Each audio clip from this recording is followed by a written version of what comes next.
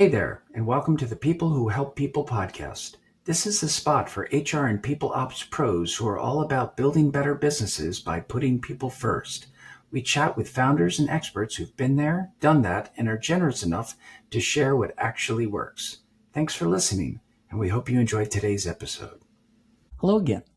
Today I'm happy to be speaking with Jacqueline Throop-Robinson, founder and president at Sparked.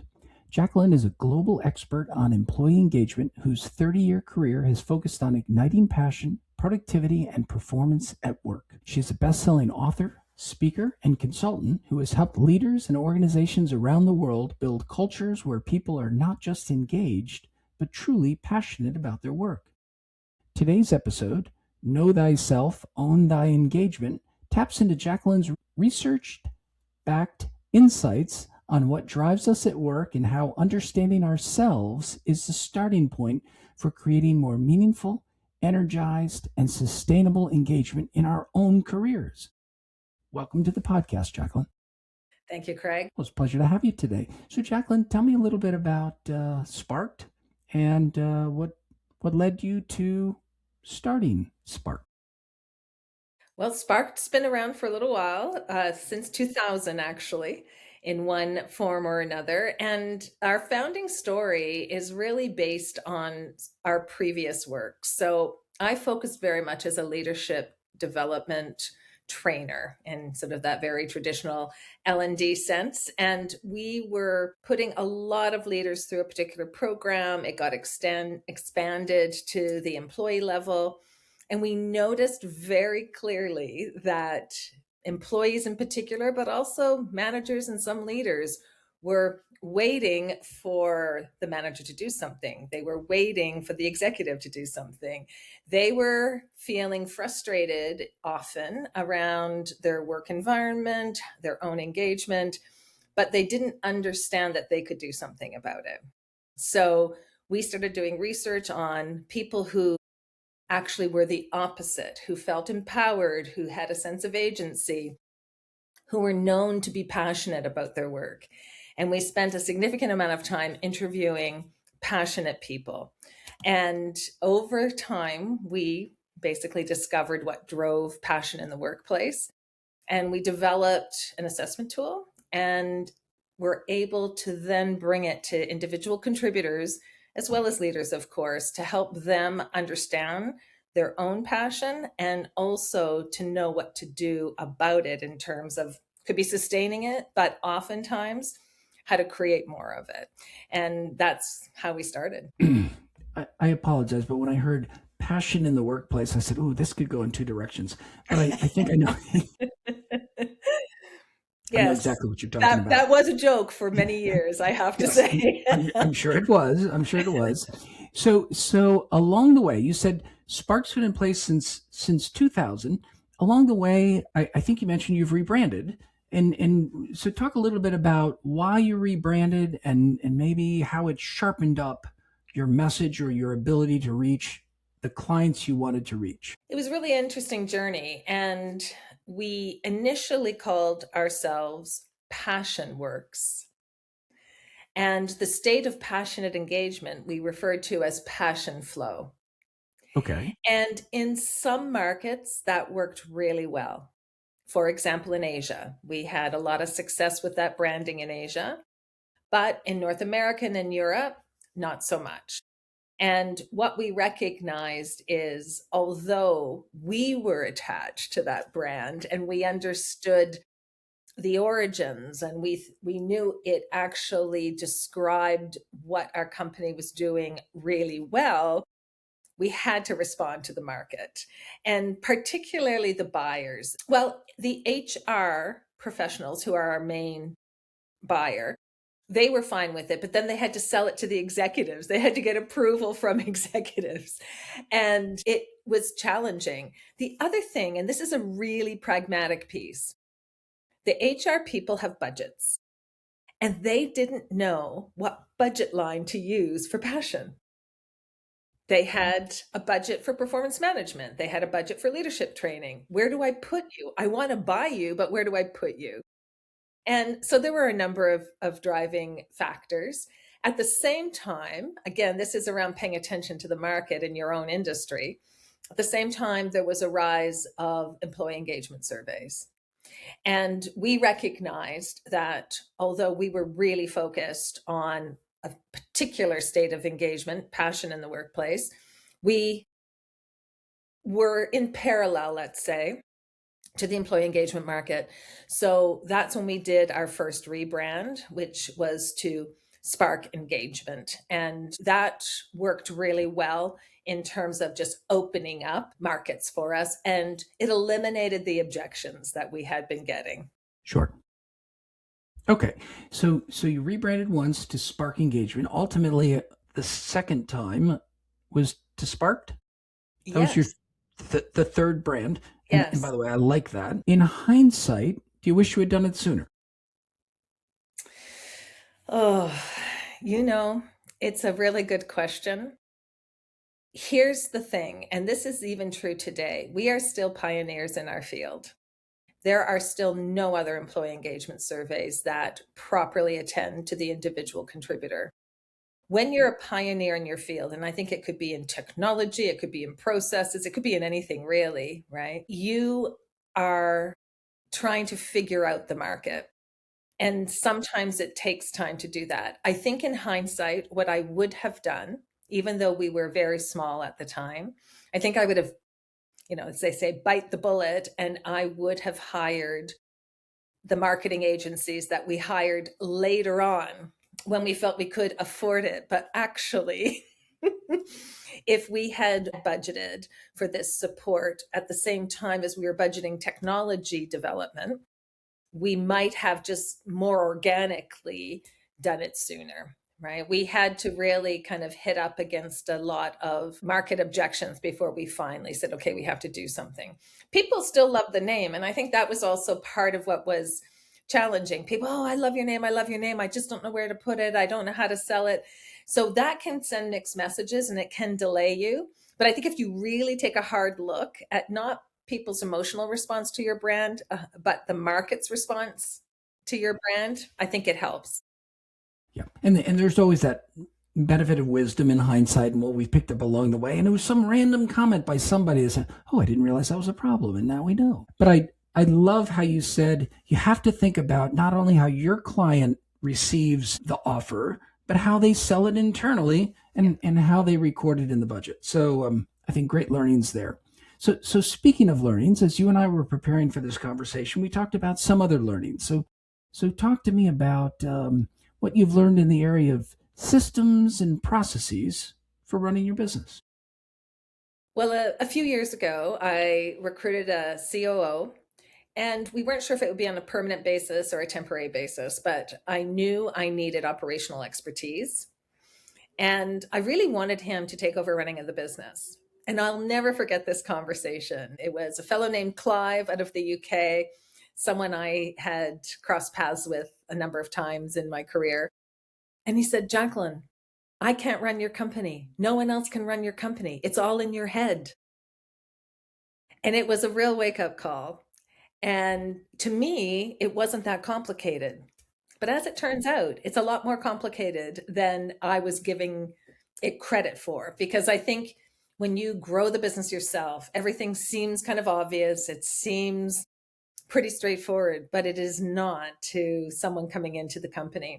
So he took us through a process of, excuse me, not just paying attention to the technology we use to deliver our assessments and our reporting, because that's where we were focused, but to look at processes and systems and technology that would help us run the financial side, would help us with operational processes and procedures, everything, like the entire view of the business. And that was so important because until we were able to really set ourselves up across all the main functions, we weren't really able to operate like a proper business. So fast forward to today.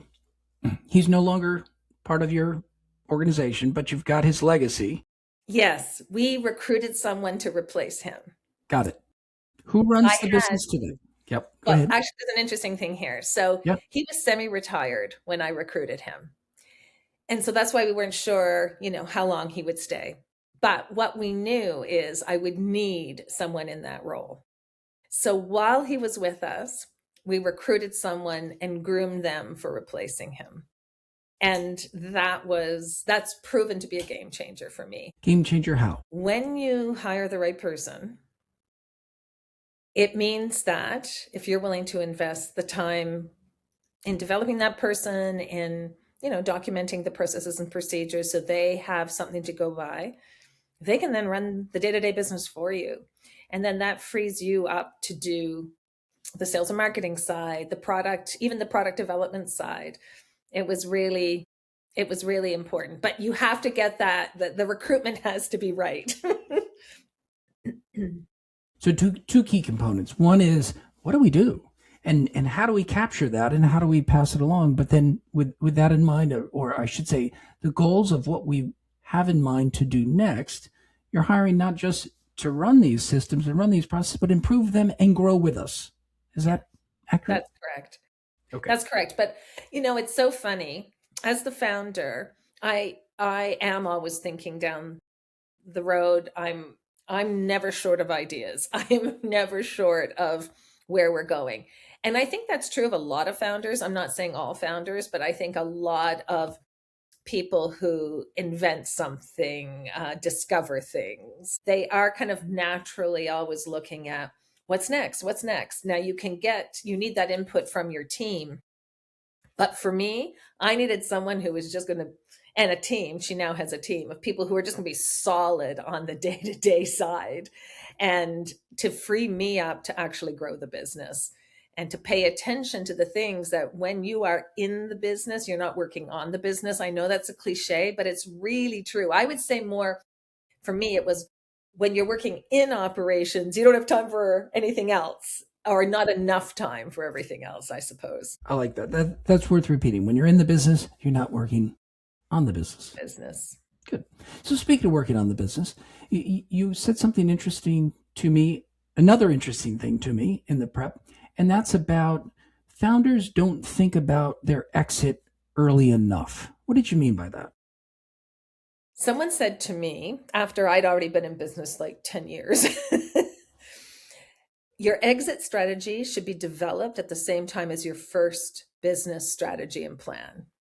Wow. And maybe that's a bit of an extreme view. However, it's provocative, and I think it's really food for thought.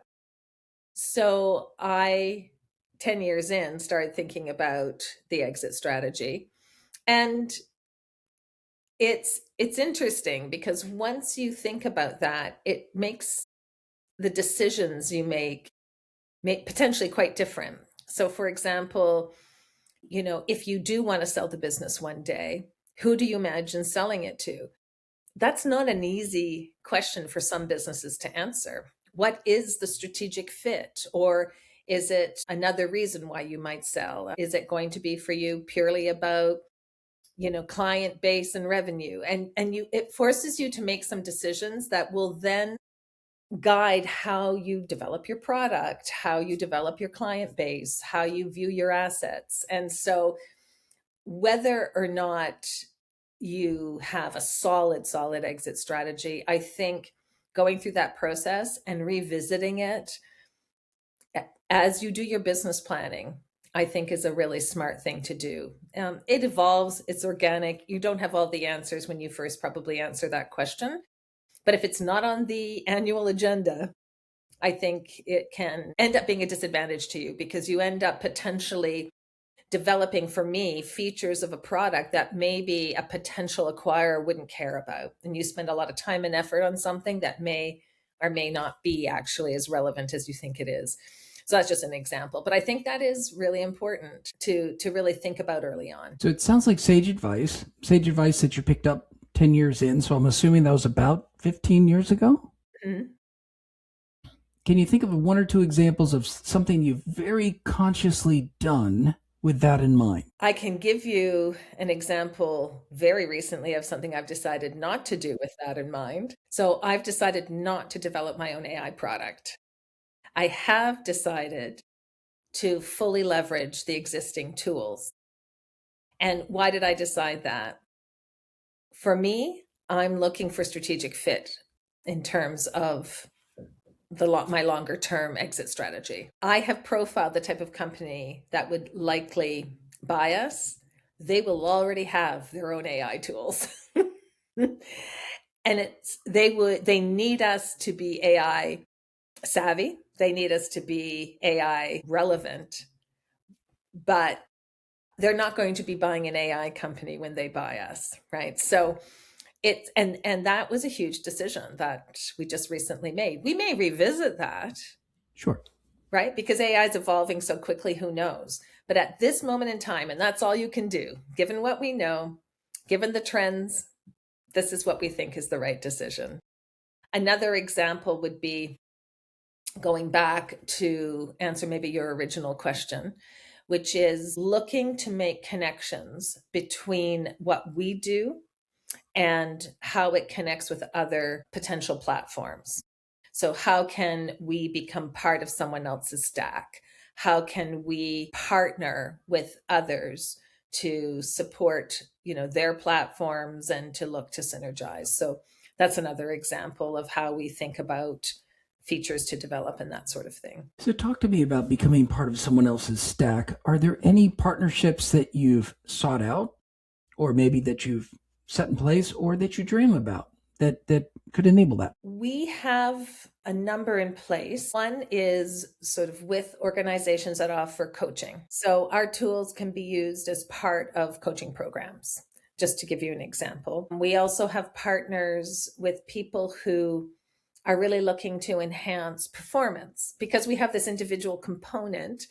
They're able to use our data, and individuals are able to share their own individual results in a way that helps develop performance management plans for people and looks to the organization as well to what do we need to develop to support our employees in this space. So it's those kind of connections as well. We also have a partnership with ESG provider who is looking at how employees' engagement is impacted by how they view the organization from an ESG point of view, or how they're able to engage in that through their organization. So, these are the broad category would be other work tech. So we're part of work technology. So looking for other work tech partners where we can complement what they do and still stay in our own lane. And how about from a product or a delivery standpoint? Do they engage you and they do their piece, you do your piece, or have you productized some of your offerings so that they can deliver it and maybe you don't have to do so much? Yes. So, two examples of that. So, we have a number of partners who simply buy the tools, buy the surveys and reports. So, as a tool within their own toolkit. So, they basically order, X number of surveys and reports from us, and we support on the back end, but they are the front end and they own the client. That's a pretty standard way of operating in our industry. But we're also coming back, I guess, to this AI piece. We are talking to an Australian company that does personality profiles, and they have an AI agent. And so we're looking at working together with that AI agent and creating a new product that kind of takes a bit of both. And so that's an interesting exploration. So those are the kind of synergies. So personality profiles with engagement drivers actually is a pretty nice fit. That does sound like a nice compliment. Yeah. Okay. So we've touched on a few different topics. We missed one of the things that you and I spoke about up front, and that's lessons learned for others related to backups. Can you just talk Risk about that briefly? management. Risk management. Risk management. There you go. Oh, we had in 2023, so not that long ago, we had a serious crisis in the company. We could have actually lost the company. Uh, you always talk amongst yourselves, that certainly at senior leadership or founder to senior people, what if so and so gets hit by a bus? right? It's something we talk about from a succession planning point of view, from a backup point of view. Well, it actually happened. We had a very long-term relationship with a software developer, 17 years, and he passed suddenly. And he had many backups. Just to come back to that point you had made, he ran a good ship. He thought he had set up backup for himself, but it fell through. And so we were actually left with a system running itself. There was no one steering the ship because I didn't have the access I needed. Now, fortunately, one of my senior advisors a year prior had insisted that we create a separate backup system that was outside of the software developer's control. So it was independent. This was not at all a trust issue, just to be clear. It was purely around checks and balances and independence. So I would say, I don't think more than 3 months before the tragedy, we had fully established a full independent backup system. Like it was by the skin of our teeth. And it was the foresight of my senior advisor that said, this is not an option. You have to invest in this. If anything happened with your core system and our core developer, you will be left without anything. And she was 100% right. And it's so easy to kick that can down the road. It is really easy. So to build in, and we're doing it now, now is just part of what we do. We build in redundancy. We build in resilience. We build in independence. And I think as small business, we just don't prioritize that. And I get it. I didn't. And it was a really close call to not having a business. That sounds like two lessons for the price of one. Early on in a founder's journey, you're not thinking about as much about what can go wrong in a catastrophic sense, like you just said. So certainly building in redundancy, resilience up front. But the second thing I heard you say is it's important to have advisors. Yes. It's important to have an outside perspective to see those things that we don't see as well as we should. Exactly. And in fact, it kind of relates back to bringing in that COO temporarily. I would highly advise people to have, you don't need big budgets. You need a few $1,000s, but not tens of thousands of dollars to bring in someone who has an expertise, who can basically audit your operation, challenge some of your assumptions. We've actually done that many times on the finance side, on the marketing side, on the technology side, and it's always paid off. And it depends where you live, but often there are government grants and systems to support that. We have quite a few where I am. Some of them are local, some of them are, at a higher level, but I had never thought to access that as a small business. It just had never occurred to me. And some of those programs can be super helpful, like digital transformation programs and things like that. Certainly worth looking into, because it can make the difference between being able to afford something or not afford something if some local grants or programs are willing to pitch in 50%, for example, that kind of thing. What turned you on to that? What made you look for that? Networks. I was talking to other small businesses who said, have you thought about doing this? And it was like, no, I didn't even know that existed.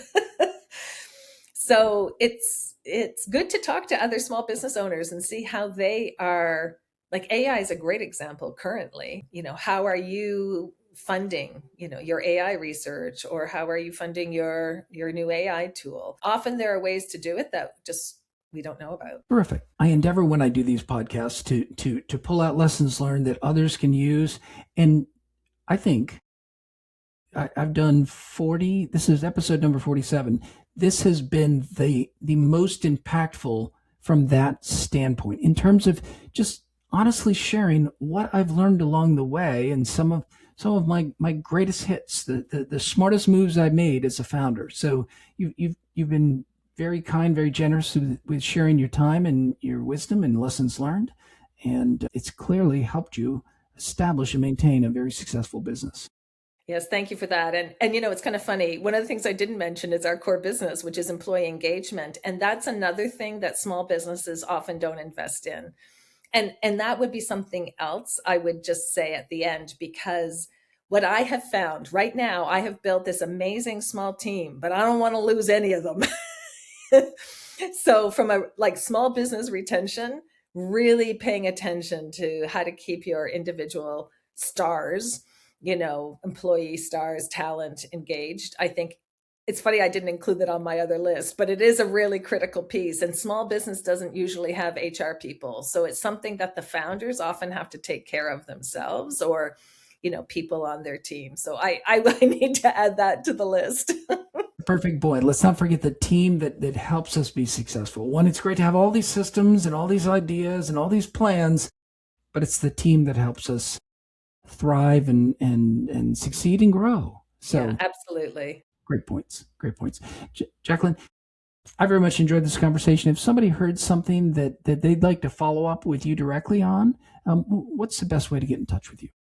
Well, my email is very straightforward. It's my first name, Jacqueline, at spark-engagement.com.